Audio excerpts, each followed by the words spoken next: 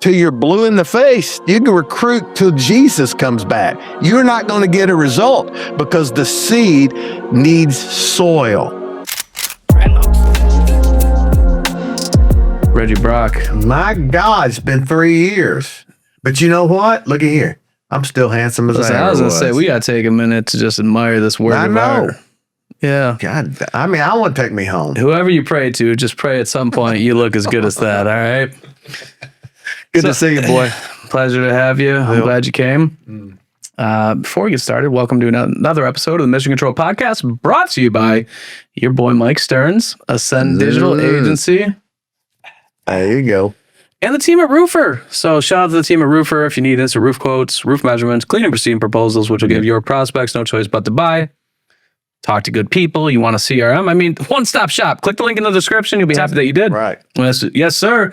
You took a voyage over here. It was a little bit of a ride. I mean, it's not that. I mean, you're worth, if it could have taken me a couple hours, but, you know, we're about an hour from here. And so we drove down, happy to do it, get to see our son for dinner tonight. So trip well worth it. See, I thought it was 2 hours. I gave you too much credit. You did. Okay. You did. If it was 2, would you still come? No. Okay. That's fair. It was an hour 45. I'm just being real. I mean, transparency is important, folks, right? I think it's a building block of any relationship. I'd come if it were 3. It's no big deal. I like you that much. Okay. We got a history. We have a history. It started in one stormy night in Dallas, Texas. That's right. Ice all over the floor there, ground, whatever you want to call it. And we were frozen in. And that's where I made my rap debut. I don't know if you remember that or not. Oh, you could go to my personal TikTok. I think it's at SternMJ01, and you can see it because it's there to live forever. Number 1, Stunner. That's me. Yes, sir. Can you imagine an old man like me doing rap with these young dudes? I mean, it was horrible. I got to tell you, that was my first time in Dallas. And the last thing I expected was to be iced in at a hotel. It was incredible. Yeah, it was.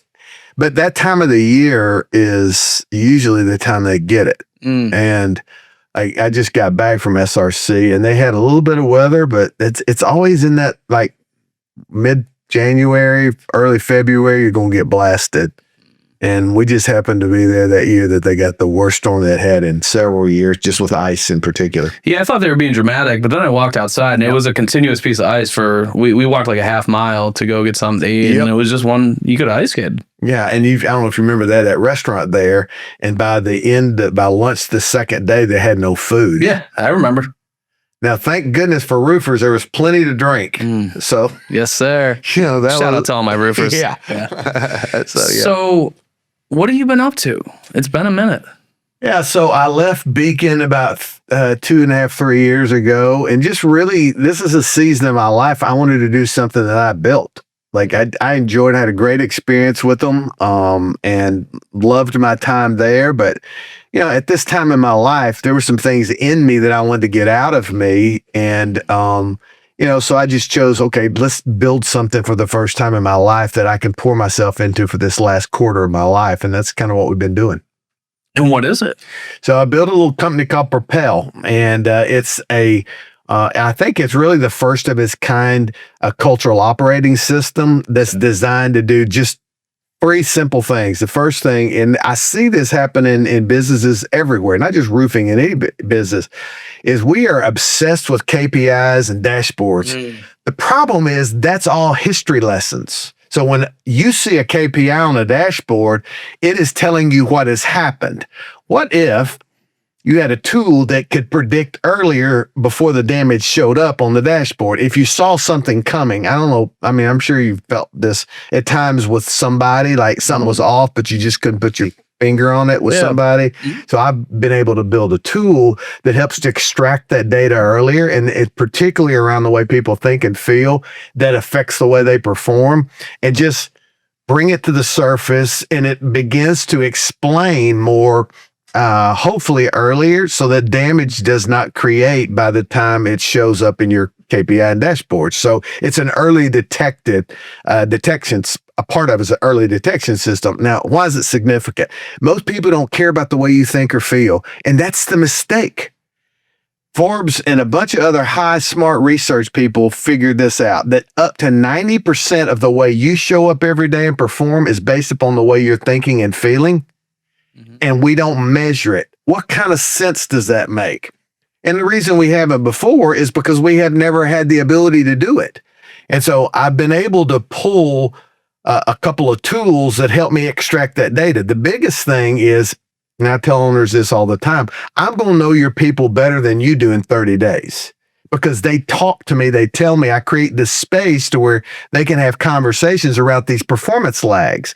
And then knowing I'm going to turn it around and give it to the owner so that we can put systems in place and processes and training around that to get them over that performance hump. That's the first thing, early detection. The second thing is what I've noticed in 20, 30 years of this is that when we get pressured, we lose clarity first and foremost. Our nerves get involved, we get anxious, we get stressed, and our ability to think through things is the first thing that goes. Our brain doesn't respond to that. And so I've built some stuff that helps people, especially under pressure, to stay clear. Because if we lose clarity under pressure, our direction is what is costly. Like we end up in places we didn't belong or wanted to be anyway. And so why not have a tool that helps you to stay clear under pressure? That's the second thing. And then the third thing that I'm most excited about is, dude, I think this thing helps a company build a space, a place, we call it culture, where people not just come, but want to stay. Think about this. What if you built a business where every time someone left your office, they went home and all they could think about was how great the day was based upon the contribution they provided to the organization that mattered. And then they went to sleep thinking and dreaming about getting up the next day doing it again. That's not the way business is built. Now, nobody wants to, there's this constant kind of ebb and flow of people in and people out. You can't build stability like that. So I help people, this tool helps build people to build space that people want to not just visit, but stay at. It sounds, as you're talking through that third point, like you're almost to a T describing Ascend Digital Agency. There you go. Nah, just kidding. But seriously, guys. So I've got questions. Yeah. How do you this data that you're extracting to take a more anticipatory step towards solving issues before they come issues? So the tool is just to store the data. I still send out I'm old school, obviously, and what I want, the key is, how do you get people to talk to each other? Like, most owners don't want to have that level and depth of relationship, maybe because they don't have time or interest. They got 1,000 other things to do.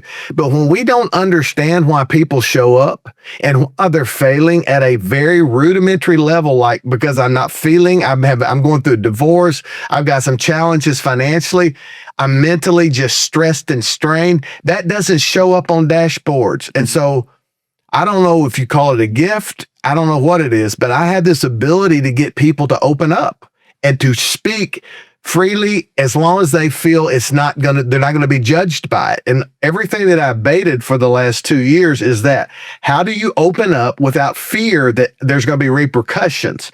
I'm that middle buffer to where people come in. I send out very simple data surveys twice a month that just focuses on how they're thinking, how they're feeling, where they find flow, where they find friction, and allow that to be kind of what we talk about in our twice a month sessions that I have with our teams. So it's real-time data, and then I'm able to take the data, Mike, and go to the owner and say, I don't want to see your KPIs. What I want you to tell me is, and I'm going to tell you where the lags are. Who are the people that the performance is lagging?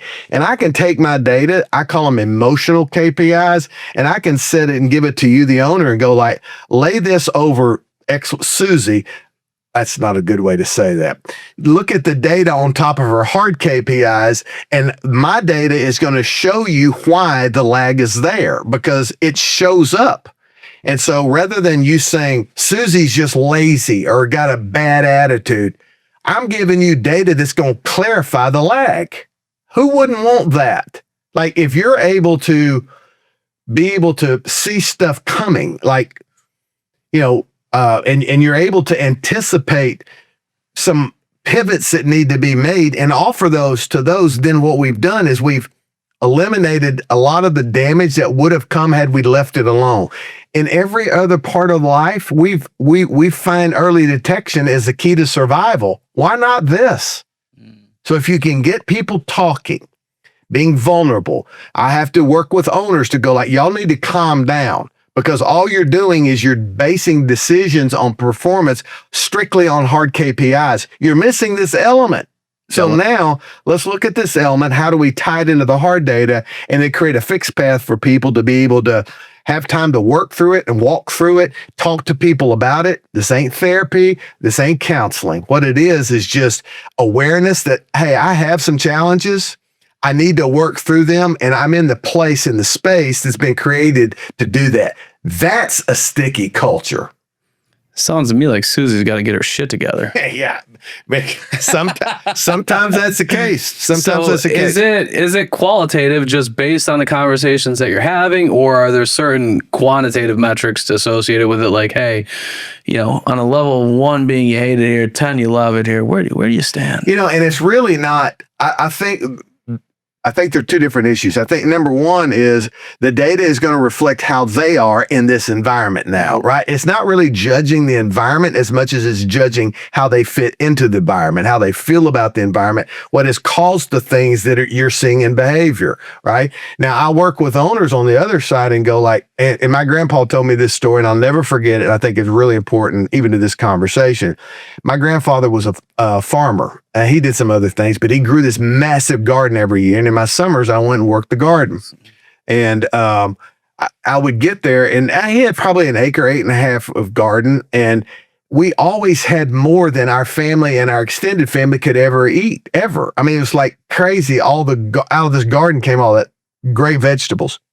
And one day, right before my last summer working there, I went to him. I said, Papa, I said, I don't understand something. How is it that you get more than we can ever eat? And he gave me a principle I've never forgotten. He said this, son, if you want plenty, I'm going to give you the two key ingredients. That if you protect and practice these two ingredients in growing, you'll always have more than you need. I said, what is it, Papa? He said, you need good seed and good soil. He said, most people will go buy the seed, but most people won't work the soil. Mm. He said, you think this stuff just pops up because I sling a bunch of seeds out there? I'm like, well, yeah, kind of. He goes, that's not the way it works. I till the ground. I turn the ground. I prepare the ground for so that the soil is available and receives the good seed. Now, I can go buy good seed, but if it's on bad soil, son, we're not going to get a harvest. I said, okay, like what? He said, I can take this good seed. And he showed me some seed he had in his hand. And he walked me over to his little porch there, and he took that seed and he said, this is good, expensive seed. And he threw it down on the concrete. And he said, what? He's like, you're not the smartest grandchild I have. But he said, you can look at that seed and realize what's going to happen. I said, well, it's going to die. So the analogy is this. Businesses are fighting for great talent, but the soil sucks. Mm. So when great seed talent comes in and they want to park in our, garden, so to speak, if we've not tended to the soil, good seed will die. And so what I think a lot of businesses do, they chase talent and spend no time developing, cultivating the soil. It takes two. And so I do work with the seed, the talent, and go like, hey, what are some of the challenges you're facing? All that kind of stuff. But I'm also equally working with the owner going like, dude, your soil sucks, dude. Yeah, that's what I tell them. There's no way that this good, you can, till you're blue in the face, you can recruit till Jesus comes back. You're not going to get a result because the seed needs soil. That's a great combo. I like that. Your papa sounds like he was a brilliant man. He was a good man. Let me ask you a question. When you're trying to break down the barriers and get in to talk to the seeds, right? To figure out who's the good seed, who's the bad seeds. There's such thing as bad seeds, right? Not every seed is a good seed. Yeah. What's your favorite question? So what would keep you from coming back here tomorrow? Or what keeps you from coming here? What makes you want to come back here tomorrow? I want to know what they think about where they're coming every day. I want to know, are you excited? Do you feel like that you're limited in some way? I want to know exactly why maybe and I already know what they don't know is I already know they're having performance lag. I know there's they're just not where they Something's want off. to be. Something's off. Yeah. And so it's just diagnosis for me. It's like, talk to me, just talk to me.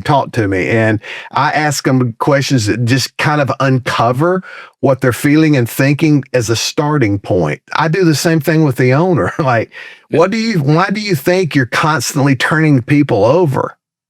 We got bad tools. We've had bad systems. Well, you've changed those 3 times in the last 6 months. Right? So maybe it ain't the systems and the tools. Well, then what is it, Reggie? It could be you're not prepared for the harvest that's needed. Till the soil, sir. Exactly. You got to till it. And that's what we do. I've never tilled soil. You haven't? No, I haven't. It ain't easy. Yeah. Unless you go on them big John Deere tractors. My grandpa didn't do that. I had to push the tiller. Attaboy. That's where that work ethic came from.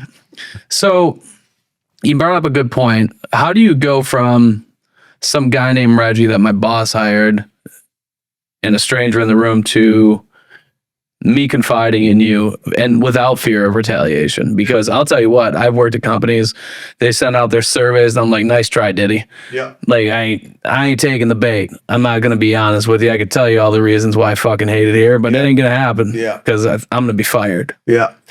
Yeah. And so before I ask those questions, we do an assessment. I think you'll find this interesting. I've got a whole series built around this notion of, hey, did you ever see the book, The 5 Love Languages? Have you by chance?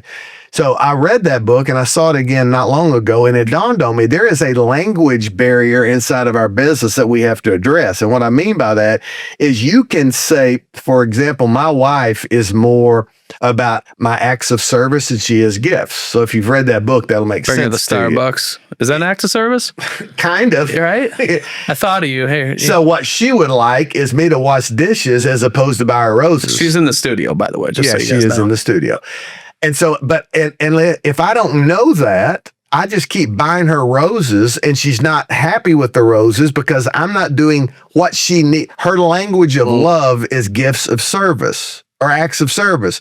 And our business is no different. We have these one size fits all approaches to everything. And we just think everybody has the same personality, same motivation, same desires. And so we just say, pay them more and they'll stay. That ain't working. It'll work for some because some people will. But the others, I have employees where one comes to mind. She loves very rigid processes that she can predict and follow. Like that's what makes her feel good in her day to day. I have other people, they want creative freedom. They want latitude to make decisions on the fly. I've got ones that are somewhere in the middle. I got some that want more money, some that want more flexibility. How do you know that? Just paying attention.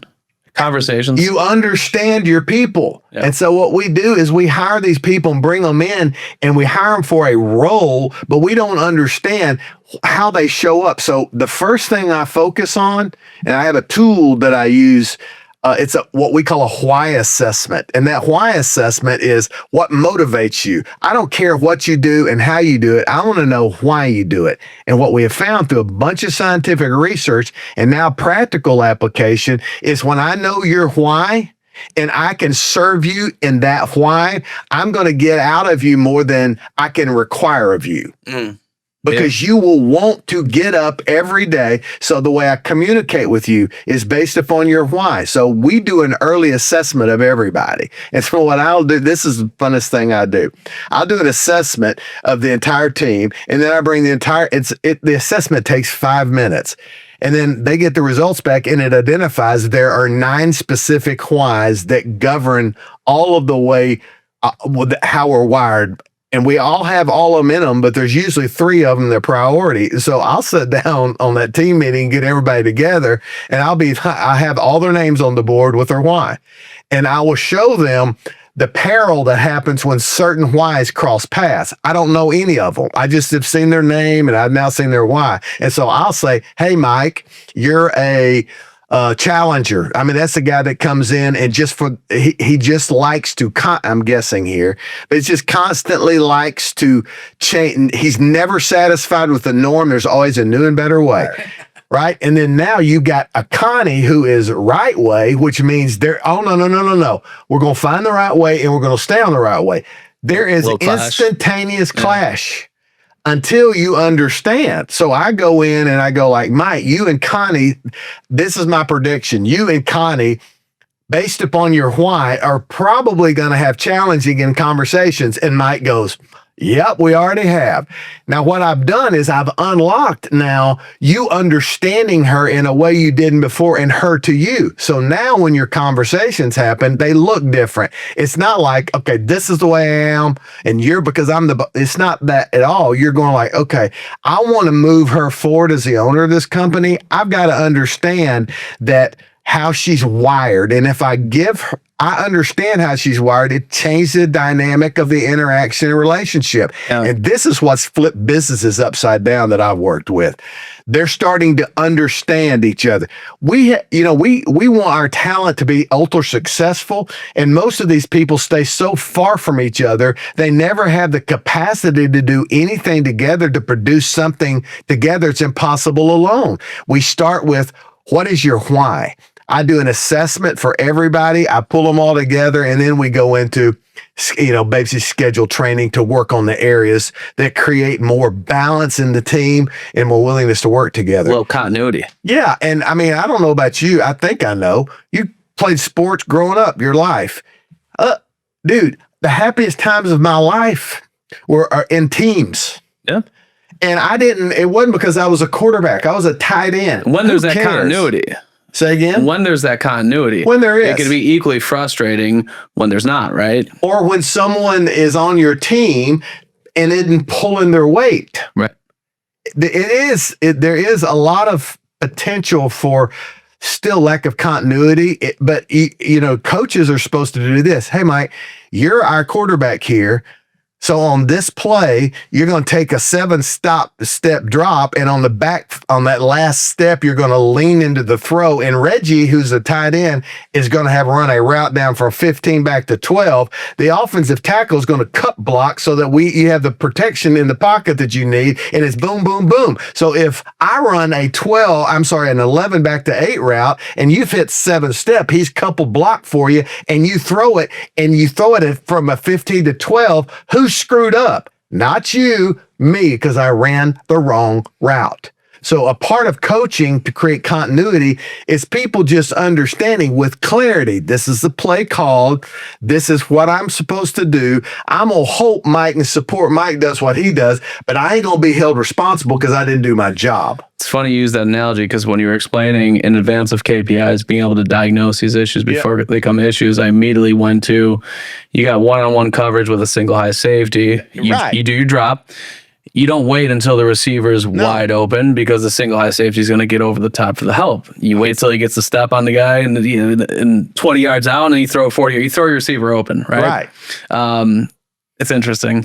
But that's the way a good play's run, right? Yeah. And if everybody on your team, so part of what I do is making sure everybody's really, really clear about their role. Well, I won't be the quarterback. Dude, you're 6 foot tall and 6 foot wide. You are not playing quarterback. Like you want to be quarterback. You're 5'7", sir. No, we're not going to do that, right? So I want the best people in the best spots. I know their why, their motivation. Mm-hmm. I know, if we put them in the right, we pair them right, and they understand our playbooks. That's the other thing, especially sales guys. I've been one my whole life. I just run the route I feel comfortable with. Yeah. Just get me the ball. Give me the ball. That's all I need. Don't tell me what to do. I'll be open. You just throw it, right? It's tough on a timing route, though, right? Yeah, it's tough for the quarterback. That's right. Yeah. And so if a part of what I do coming in is the first condition that has to be met is everybody is clear on expectation.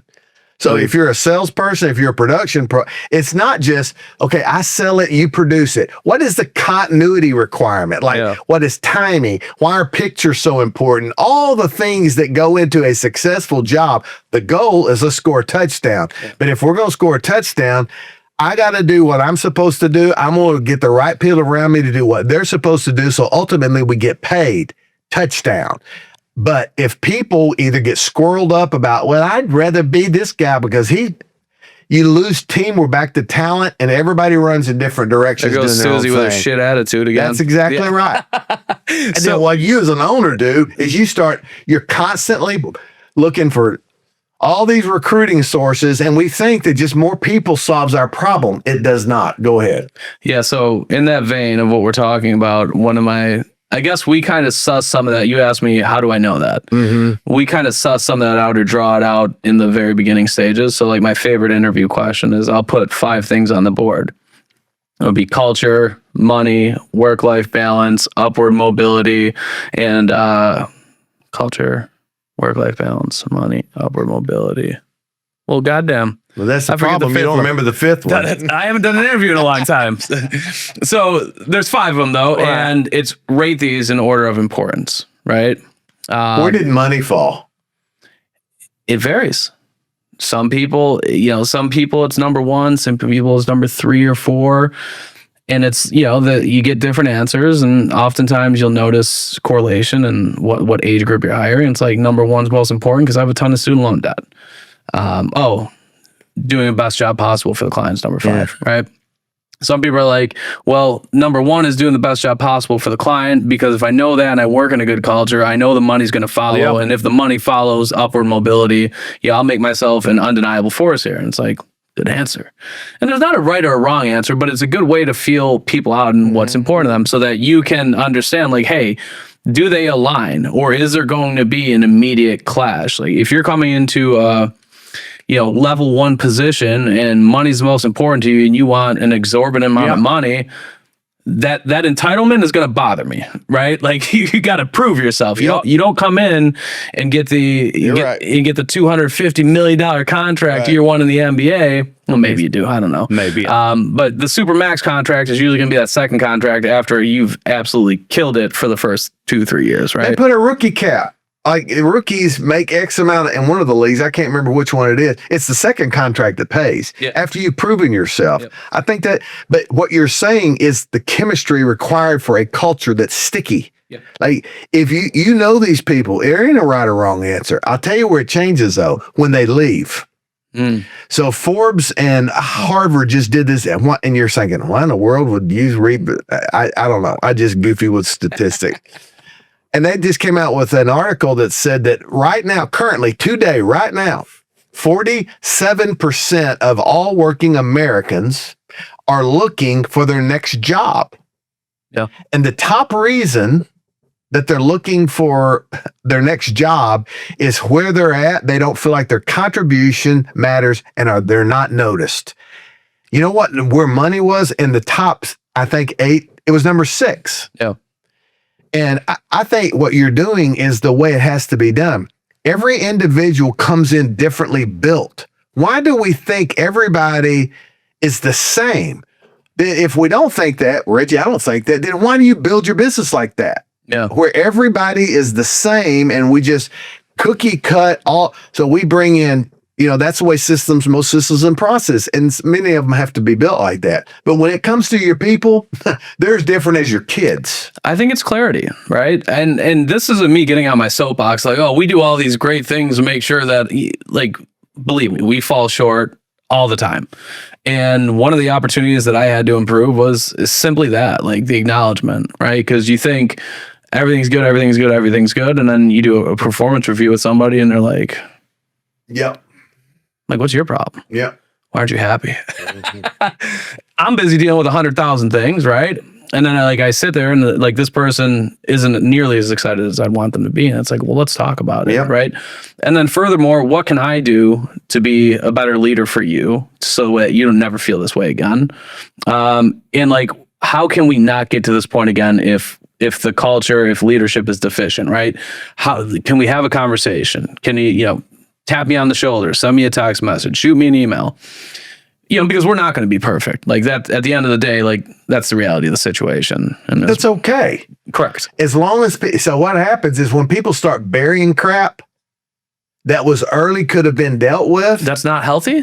Not really. Just shove it down deep. Yeah. Don't think about it. If you want some resentment, sure. It's it depends on what your outcome you're looking for. But that's, if you can maintain that, and I don't have no idea, but I bet that your turnover rate is very, very small, if any. Yep. And the reason is that people, and you used a great word that I believe is so true, and that is they are aligned. They're aligned in value, in purpose, in direction, all the things that matter to longevity and success in business, they're all there, right? And so it's like a back. When I don't know if you've ever heard your back. One day a buddy of mine came, we were living in Colorado, came up, we played golf for 3 straight days. On the 4th day, I literally could not get out of the bed because I've jacked up something in my back. Went to the chiropractor for 3.5 months. When your back is out of line, everything is screwed up. Yep. My fingers hurt. Like my back's hurting. Alignment is critically important to the body staying healed. And in your business is the same way. If things get out of line, that alignment is messed up. Someone steps out of alignment, it affects the body of your business. It shows up in the weirdest ways. I've seen it happen constantly. But I think what you're saying is so true. Can we give people enough? And you have to show them. You can't just tell them. Obviously, you have shown people that they can come to you and talk to you, and you don't have to agree with them, but they know that they have freedom to make what they're feeling known to you, who runs the business. Yeah, it's kind of the balancing act, right, of what's ideal and what reality is. So, for instance, we work in a fast-paced, ever-changing environment where what this platform wants today can be different than tomorrow, and then there's another platform eating into that market share, and we have to try to accommodate both. For example, the one team member who I told you that works with me that likes things in the neat box and predictable. Yeah. Like, I made a commitment, like, I'll do my best to shore up processes and things like that to make sure that we have the closest reflection of that possible, you have to understand the nature of what we do, and it's never going to be as neat of a box as you want it to be, to where it's an ideal situation. Like, and if you're okay with that, like, I will commit to you, I will do my absolute best, but you have to commit to me that you're going to do your absolute best to be empathetic to the fact that this is what we do, and it's fluid. And it's always going to be fluid. I promise you that's never going to change. When do you have those conversations generally? Earlier, late, or when?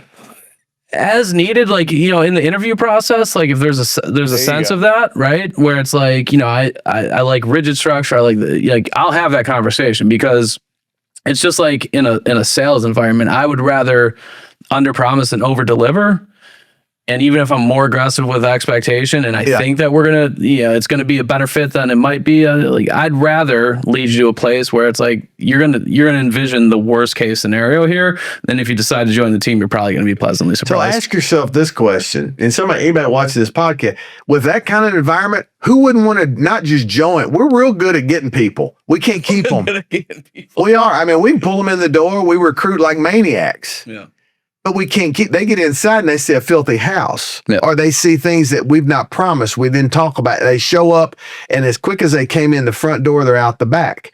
And so we need to work on how the house is built. We need to understand the promises that we make are seen when they show up. And if people feel like this is home, they don't leave where they're loved. And many times they don't stay where they're not. If there's the absence of it, there's the absence of them. Yeah. And so what we've been conditioned to thinking is normal is like, that's just the way it is. How many times have you heard that with clients? We just have to recruit all the time. It's just the way it is. Bull crap. I don't believe it. It's but the way it is because we've normalized a flaw. Yeah. Only people making money in recruiting right now are recruiters. That's a fact. I just cut a check yesterday, man. Yeah. And they're happy with it. Now, I'm not saying I'll recruit. They're just doing their job. I get that. But I'm telling you this, I want to help people build a place that people actually will fight for to be a part of. So, and you can do that. There's 6 conditions that I believe exist that make every culture that I've run into sticky and prosperous, and in many cases bulletproof. If these things are practiced, you don't have to worry about the revolving door. People will die to get in and stay. Oh, go on. Yeah. So the first one is clarity. You just mentioned it. And I think I said it a little bit earlier. But if people are very, very clear, especially under pressure, even when the pressure comes, they don't fall apart like a cheap suit. Like they just stay steady because we are clear on where we're going. I am clear on what I provide the go forward plan, and I will fight because this is a guy I'm battling with every day. Is he perfect? Nope. Does he miss blocks? Absolutely. Sure does. Does he say things that he shouldn't say? Does he call the wrong plays? Of course, we all do. But you know what? The whole, I won't leave. Like this environment, I've never seen it before, and I'm not sure I'll ever find it again. And I am nourished here. It's good soil. And so now I start planting myself here. I start growing. Harvest is created. And now we've got a place where not just the front door is appealing to come in, but when you get inside, you want to stay. And so clarity is the first piece of that. The second piece of that is communication. I failed to communicate there effectively. And I'm not talking about frequency. I'm talking about accuracy, where we talk less and mean more. Give me an example. How many emails have you got that took you 4 hours to read and you got nothing out of it? It was just an excuse required. Like I had to send you an email, and we've lost the art of effective conversations with each other. And I'm bringing people back to where me and you just sitting down here. We didn't prep talk about this. Sure didn't. I don't need right off to. the rip, baby. I was honored to be here, and I know what's in me. And when you ask me a question, I'm going to tell you what that is. We ain't got to go down 17,000 rabbit holes to get there, period. And in business, a lot of times we work angles. We try to communicate using angles and manipulate. Just speak the truth. If this is the challenge, this is the result that they're looking for. And even if you didn't get it, just own it. That's it. Now, if you're in the right soil, again, then even a failure, you don't just throw, maybe there's a weed that got wrapped around the seed or something. I don't know. We don't just throw seed away. We're going to find out what happened. And I brought you here because I want you to stay here. I didn't bring you here to fail. And then when you fail, kick you out the door. Do you know how much it costs to the difference between acquisition and retention of employees? The cost differential is mind-boggling. No. It's like you go like, why would you want to do that? Why would you want to do that? So communication is critical. When we go into meetings, I tell people this: if you can't get it said in 15 minutes, I'm not coming. Like, it's too wide. We need to break this out. Yeah. So what we do is we get and we're told we got to have an hour sales meeting. Who said that? Why wouldn't we want to have a meeting where we go in, have the access conversation where I'm facilitating? Look, I want to start this meeting by saying this. What is the biggest challenge you're facing you haven't got a remedy for yet? Before I throw up all my information on you, what is it that you're feeling, seeing, or hearing that you're bothered by? It slowed you down or whatever, internally or externally, and I'm going to shut up. Because a lot of what I need to unearth for lack of performance is in their mouths already. I just not get them a chance to say it because I'm going to school them on the way to do it. No. And then, so my meetings go like that. Or when we're going into if I have an hour meeting, 40 minutes of it at minimum will be led, talked, and spoke from somebody else other than me.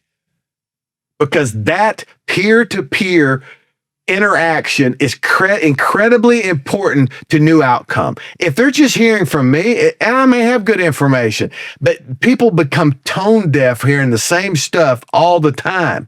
Yeah. And we get lazy and go like, well, I would give you more if you were doing more. Well, it may just be what you're telling me is not connecting with me. And maybe if somebody else said it a different way, it might help.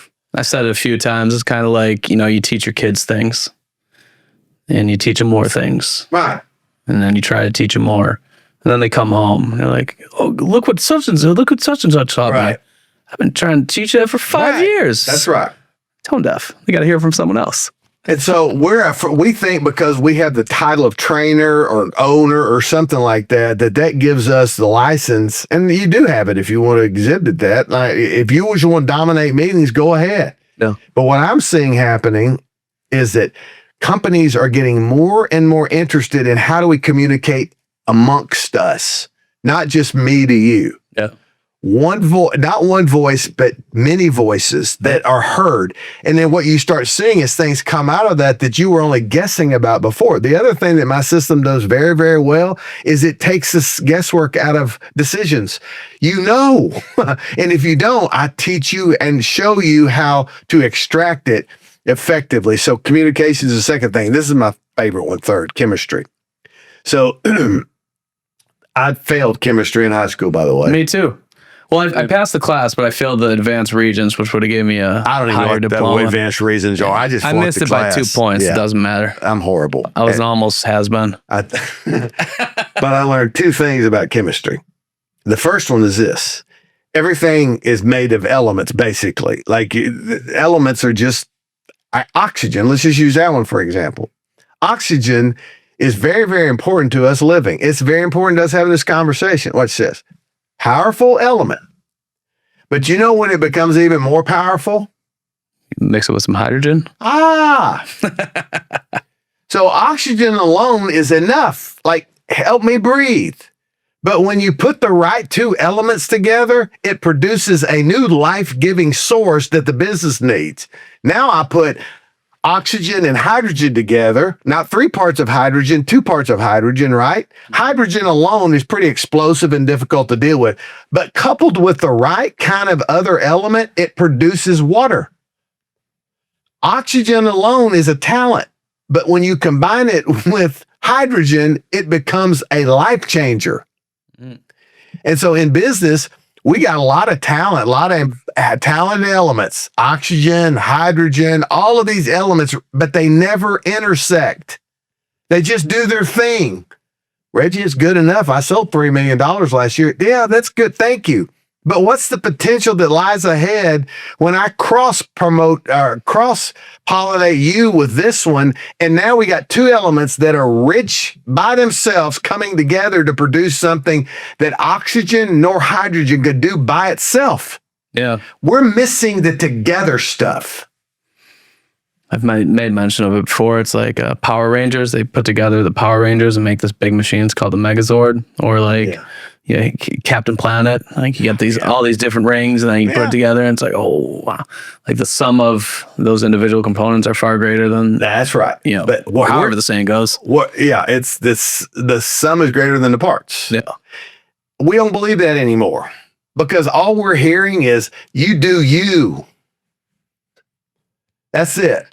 That's it. Look at me. 10x you.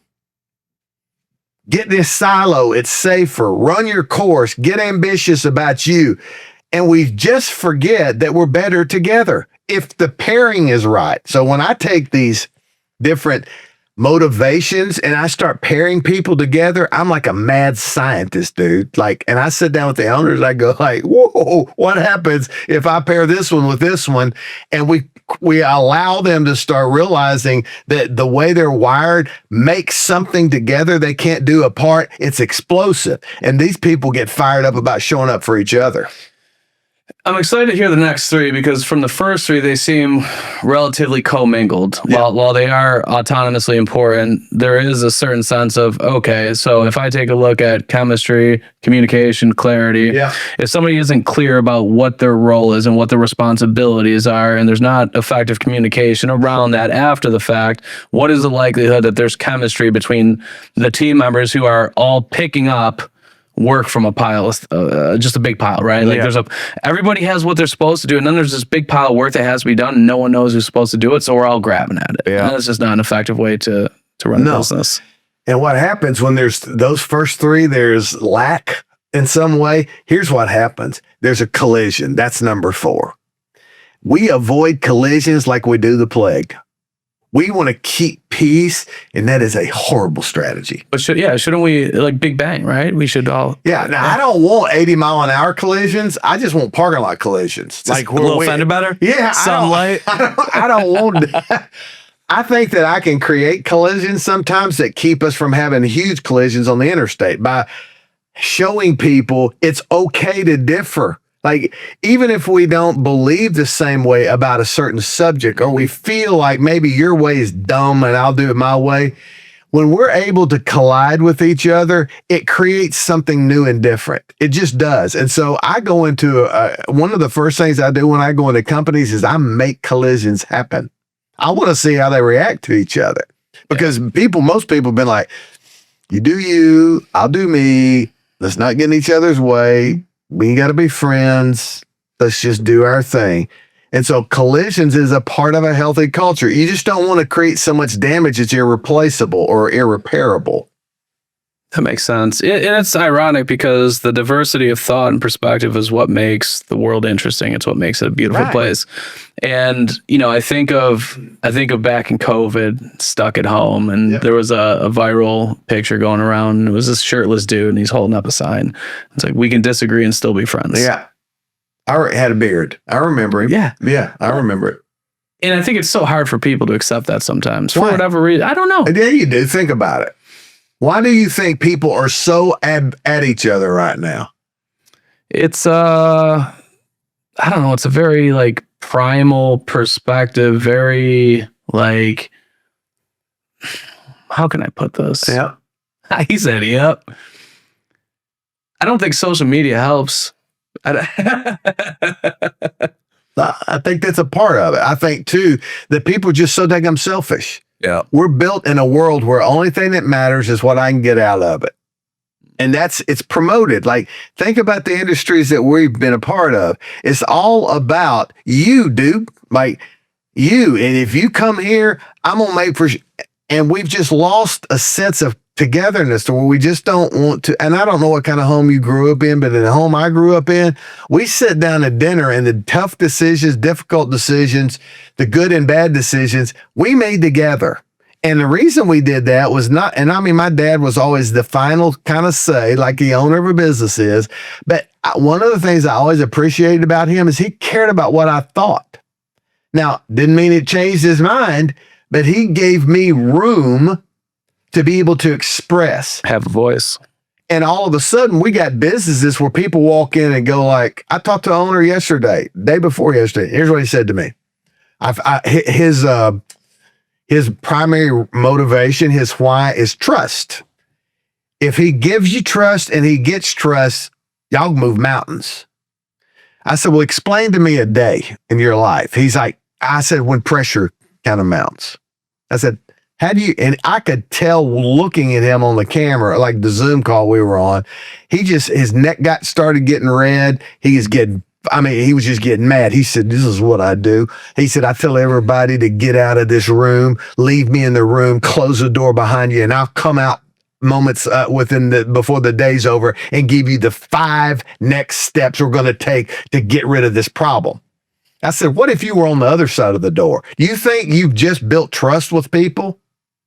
Like, what are you saying to them when you say, I got this, you don't need to worry about it? What if they've got something that you do need that you're not willing to listen to? And I said, oh, by the way, how much turnover has been in your business this last year? He said, we've lost 70% of the people we've hired. I said, if your door had been open, do you think that would have changed it? I said, you won't trust, you're not willing to give it.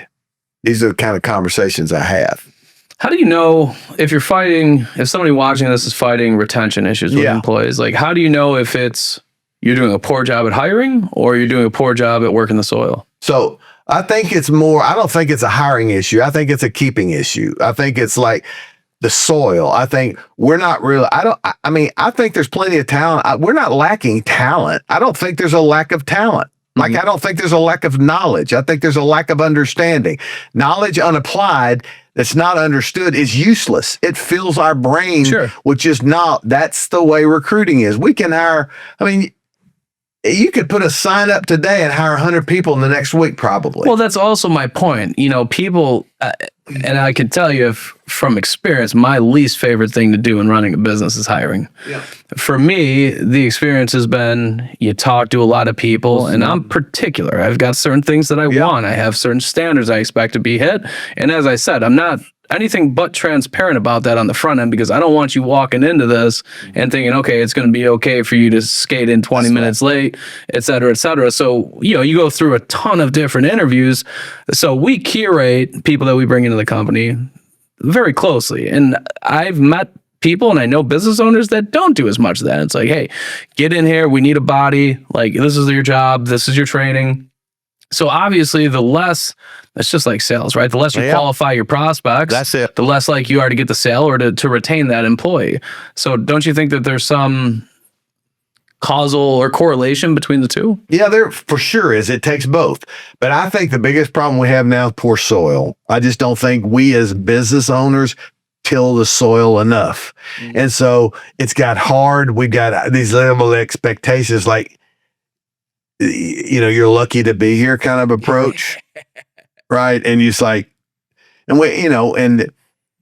we just don't have the soil that we're just not paying enough attention to it, in my opinion. I don't think it's talent. I think we got the smartest, most aggressive workforce that we've ever had, if not ever in a long time. And I just think that they have to be in the right place. And that's up to me and you to build that place for them that they go like, why would I look? My God, I'm making the money I want to make. I'm fully satisfied. My contribution matters, which brings me to my last 2 points. This fifth one is collaboration. Listen to me. Collaboration is not about harmony. Collaboration is us looking at that pile you were talking about and going like, no. Everybody's hands don't belong in that pile. This one does and this one does, because we have established that them working paired together will actually move the pile forward. Now, you just take your part of the pile, and then we're going to pair up whoever's ready for this next piece, and that's the way it works. And so, being intentional about like making people feel that collaboration is the only way some problems are going to get solved is really important. Let me say this. Collaboration to me looks like this. This is really bad. My wife's here. So we were married 37 years. And when we were dating, we did the same thing that you youngins did too. Like you start talking about important things that matter to you. Like how are we going to do money? Where are we going to live? We're going to go to church. How are we going to raise our kids? And then are we going to have kids? And when we got to that point, we both decided, yeah, we want to have a kid or a couple of them, a pack of them. I mean, it was good for us. Here's what I realized then. She could have wanted a child, which she did. She could have prayed about having children, which she did. She could have hoped to have children. But until I or somebody like me entered into her life, it wasn't happening. She could not do that by herself, nor could I. We had to collaborate. I say that kindly. We had to decide that we're going to work together to produce something, that she or me couldn't do by ourselves. That's what collaboration is.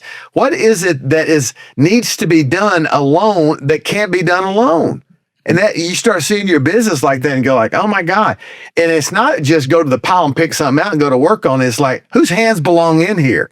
What's the perfect collaboration? I told somebody this the other day. I said, be careful who you lay in bed with. He's like, what the heck are you talking about? I said, because what you produce together is going to look like you at some level. Are you sure who you are bedding up with, so to speak, is somebody that you want to commingle with to produce something? Because half of what you produce is going to look just like you.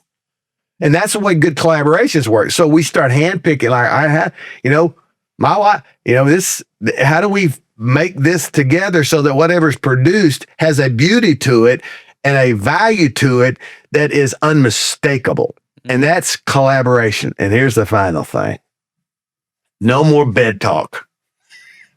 That's referring to my anyway. That's not number 6. No more bed talk. That's number 6. Number 6 is contribution. What's this? You would be shocked to believe without seeing what I've seen when it comes to contribution. When people, as mundane as the tasks are noticed, you can't beat them away with a stick.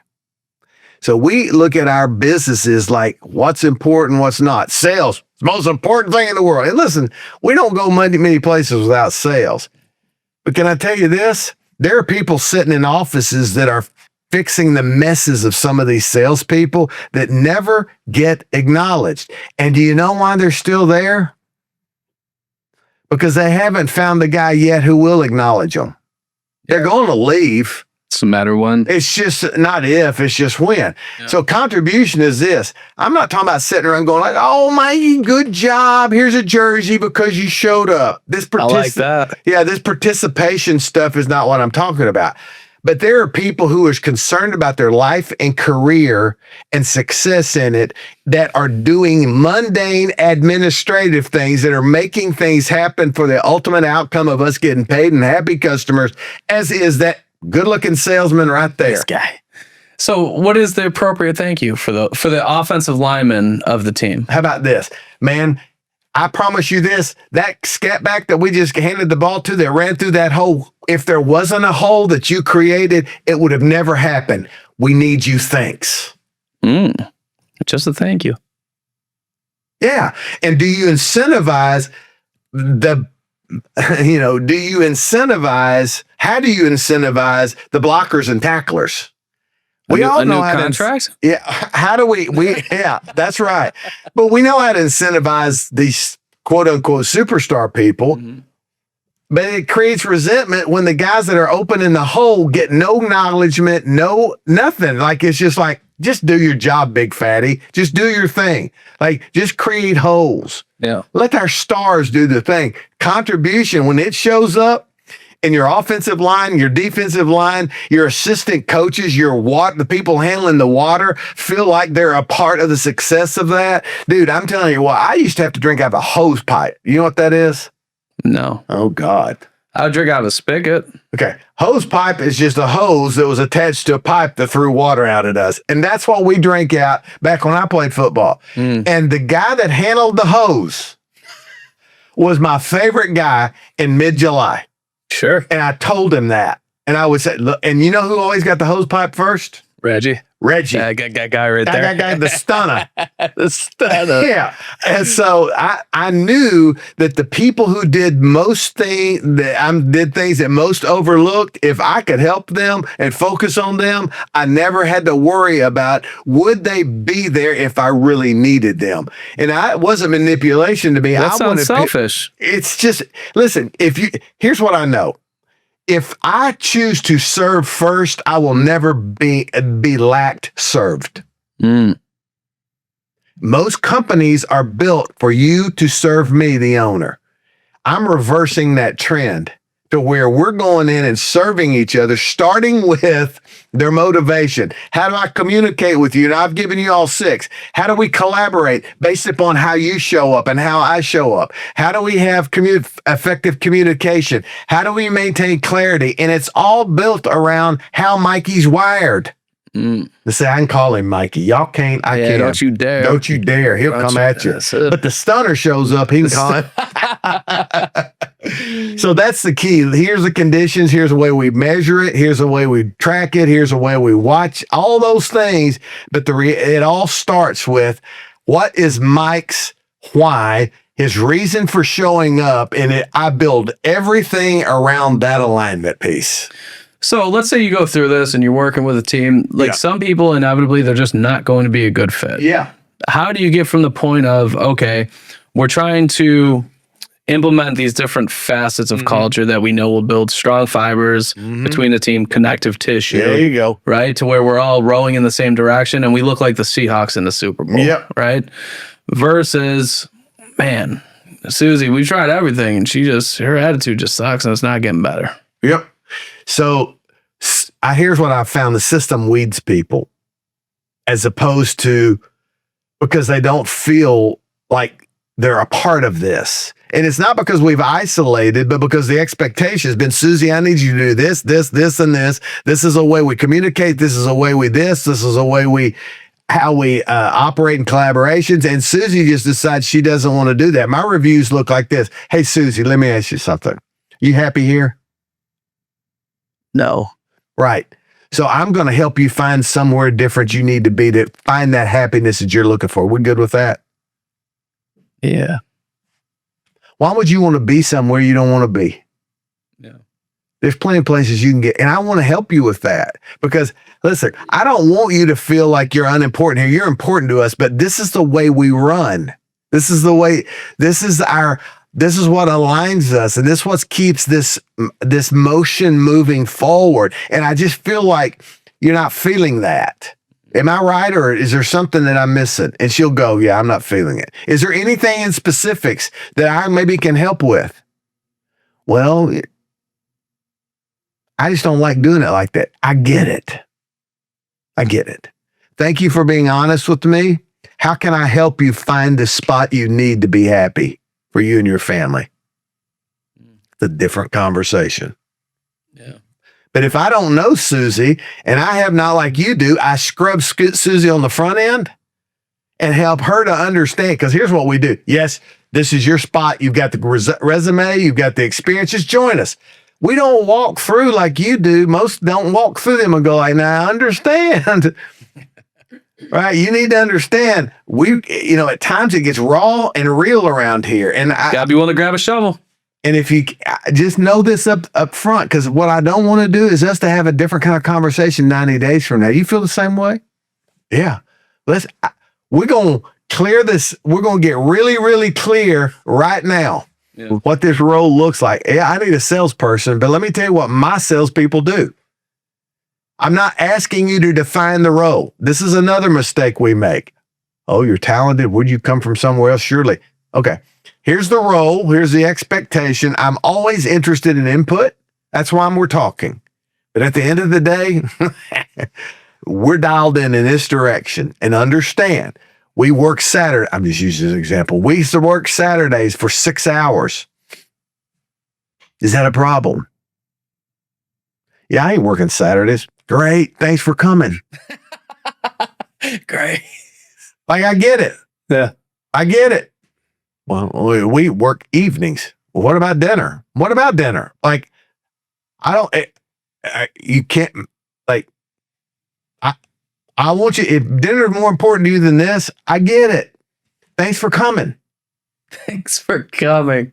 Like, now, if you're on the other seat and I'm interviewing like that, and I go like, Mike, which would you rather, know it now or not? Is 2 weeks from now? No. Or next Saturday when I go like, hey, let's hook it up. We'll see it at 9:00. Oh, I got it. My kid's got a baseball game. Okay. Stuff. Thanks for coming. And I think if we temper ourselves more respectfully on the front, as opposed to playing these shell games with people, we're going to hire people that actually have a chance to survive because we've been truthful with them. You paint these BS pictures for people that you know are not the truth when you start. Hey, this is a commission-only job, but hey, I'm going to tell you something. My guys usually start making money the third hour they're here. That's a lie. You know it is. You know, in some industries, it's going to take 90 days to ramp up. Here's what I would say. Hey, Mike, let me ask you something. You got enough money in the bank to make it 90 days? No. Thanks for coming. Because I'm just telling you, I'm not going to disappoint you because you're going to want to come in here and want money. I need money too, but I have laid I've broken the soil, the right seeds here. It takes a little time for them to grow. And if you're desperate for money, I'm going to make it worse. Yeah. Thanks for coming. So why do people do it? Say what? Why do people do it? Why? And especially in an industry where a lot of owners have broken off from a salesperson position. So they understand the power of setting the right expectation. Why does it happen? I don't think they know the power of it. I think that's the way they've been taught. Right. And so I think that we have believed the noise beyond the facts, and that noise has led us to flaws in the way we handle people. I just don't think I think that we want to walk gray in these gray areas. So, and because we know eventually somebody, because they got great willpower or whatever, they're going to win. And all we need is one to win. And then we got a story to tell. And the fact of the matter is, if you tried to hire me, I mean, I'm concerned about what you tell me, but I'm going to talk to everybody else that works for you, and I'm going to find out what the real deal is. Yeah. And I want to know, how many salespeople have you had here before, and how many of them are still here? Like in the last year, how many of you run through here? 50. Reggie, the reason only one of them stayed is he was the only good one. Oh, shut up. Like that is not true. You've told and believed the lie you're telling yourself. Yeah. So I think that we've got just to be honest with people. Dude, we're just running back to standards now. I just want people to have a chance to succeed. I want people to have progress. I know this business. You know this business. Why not tell them the truth? You hope too much. Hope is not a strategy. Like, you need to be buttoned down with people. I told a guy the other day, and he don't listen to me half the time. So he only wins half the time. That's what I tell him all the time. Your win ratio is it the half the time he listens or doesn't listen? When he listens, he wins. All right. So I told him, I said, stop hiring. Well, I can't. Yeah, because you're going to do the same thing to this new group of hired that you hired to the last group you did. You don't tell them the truth, and then you're frustrated because they all leave in a very short period of time. Stop hiring. So he listened to me for 4 days. Progress over perfection. They started taking the jobs that were in the queue. They focused on those jobs. They finished them out. They collected checks, and he had a side eye look on, okay, I need to find somebody else. And we were doing that. He was going through the motions. But the first interview, he got all worked up about somebody and put him on staff. Like, just let's go. And he paid him a little draw, and he was losing money left and right. So the fact is, you fall back at times to the tendencies you're most comfortable with. I'm breaking those. Our website is culturaldisruptor.com. That's what I do. I'm going to come in and disrupt your norms, because your norms have led you to where you are. Now, if you're happy with them, don't invite, you tell me this. Thanks for coming. Right. You can use that on me. Yeah. But if you are at a place to where your company, your business, your culture is not progressing, you better disrupt dadgum something. Yeah. Or you stay normalized and you keep doing the same things thinking you'll get something different, and it ain't going to happen. So somebody's watching this and they think that they might be at that point. What are the telltale signs that they need Reggie in their life? There's no trust. I mean, like, people are just out for themselves and they see it. There's no chemistry. There's no clarity. There's no good communication. All those things that are important in terms of being Does there need to be one of them, two of them, 4 or 6? Usually they'll show up in threes. Like, sometimes they'll have 2 or 3 of them dialed in, but the rest of them are just chaotic. And what they've done is they've built their business around those 2 or 3. And if they expand to the 6, then they're going to be able to see more stability and lack. That's the first thing I look at, is what's the chaos level inside the business. And what we've thought for years is the more the chaos, that means there's more getting done. Yeah, there's a lot getting done, and it's usually destructive. There is an erosion usually between relationships. There is zero chemistry in terms of working together. There is usually fight for constant compensation changes. I hear it all the time. They're negotiating with how I can get more out of, and there's no sense of us. That's the biggest thing I hear, is like me. And I'm trying to transition these me's into we's, because it's us that's going to be able to produce something together that none of us could do apart. So if you have a group of individuals instead of a team, call Reggie. Yeah, I mean, and if you got a lot of talent, but they don't seem to be cohesive, I'm a good call. Got to lock in, folks. Yeah, and I'm going to start, just so everybody knows, I'm going to start with assessment, and I'm going to start with the owner. Right? I'm going to do an assessment for you, the owner. I'm going to pay for that. I'm going to pay for that. And I'm going to show you what this assessment looks like. And then might do it for a couple of your leaders and watch what happens just out of that. When I do that, it's over, because they go it's over. They go like, well, this makes sense. Like this. So my why is make sense. So if it doesn't make sense to me, I don't care how smart you are, how loud you are, how much money you've made. If it don't make sense to me, I can't move forward. My wife is a right way person, as I mentioned earlier. She's a pharmacist. As a pharmacist, you don't want your pharmacist guessing at your medicine, do you? No. You want to be specific. So her right way, that's the way she's built. We've been married again for 37 years, and it's not really been to the last 4, 5, 6 months where we started understanding what caused us challenges in conversations before that became maybe arguments or fights, God forbid. Yeah. It's just because I didn't understand. I thought she was daggone bullheaded. She's not bullheaded. She's just, we get on the right path, our chances of survival are greater. Now she understands this about me. The right way, you just got to help it make sense to me. We were in Montana. She was working, and I'll shut up with this. She came home after we'd had this conversation back to the hotel we were staying at, and she started explaining to me something about her day. And I had this kind of like this look. Like, what? I didn't understand. And for the first time since I remember, she noticed that expression. And it wasn't a condescending response to me like, what are you, stupid? Yeah. It was just like, do you understand what I'm saying? Yeah. And I'm like, I don't. So she took 2 minutes, explained it, and we moved on, which before would have been a conflict conversation. Because I'd have been like, what do you mean, do I understand it? I'll tell you what I understand. That's kind of the way. So when we understood each other, we were better able to communicate and to forge forward. And that's what business wants, dude. It's not like we got to be all best friends. We just need a forward motion plan. And building a culture like this sticky, where people start fighting for each other, not for themselves, changes the world that you live in. I'm going to give you one last story. You'll love this one. It's a football story. Yeah, to me. And we'll shut up. So I graduated college many, many moons ago. And I played football there for 4 years. And where?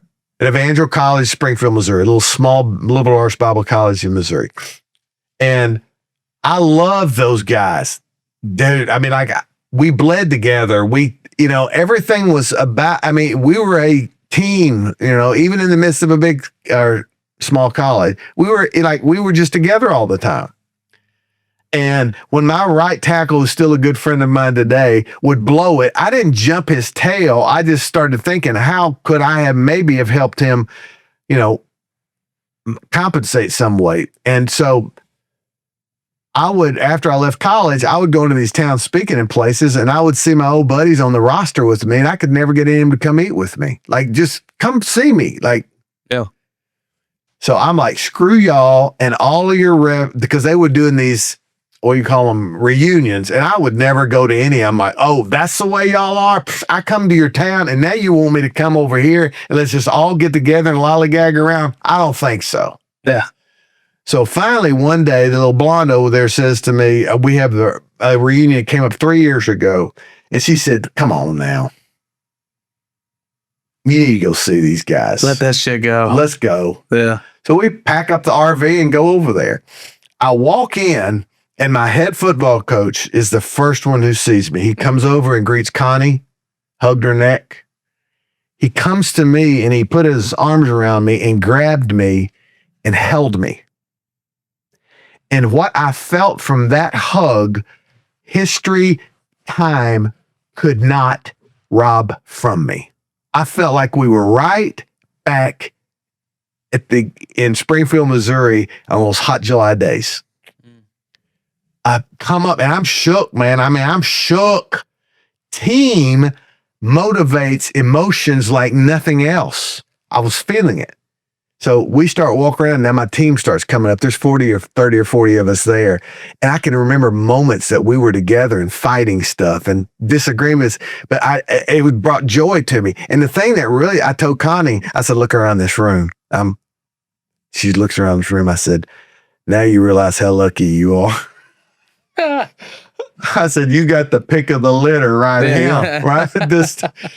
And most of them were blowed up, and but anyway, that weekend we were together, it was just like I'd never not seen them in 40 years. Like, it was crazy. At the end of meeting, our football coach stands up. We're all sitting in this little room together, and he says, "Reggie, stand up." And I mean, your coach speaks. You stand up. I stood up, and he said, "I've watched you from afar for 40 years." And he said, "I've seen you have tremendous high." I get goosebumps thinking about saying this. I've seen tremendous highs, and I've seen tremendous lows. Have you ever wondered why the gap is so wide between your highs and your lows? I'm like, "No, sir." I said, "Yes, sir. I have, but I don't know what to tell you." He said, "I know exactly why. I want you to hear me, Mr. Businessman." He said, "This is the last team you were ever on. When you walked out on us, you chose life by yourself, and sometimes you're going to win really big, and sometimes you're going to get killed. I've watched it. Don't find your team." And I'm telling you guys who are watching this today, you need to find a team. You need to build a team, because team will create chemistry that time cannot steal from you. I see guys right now from 40 years ago, and there's a bond that we've built that only comes from blood, sweat, and tears together.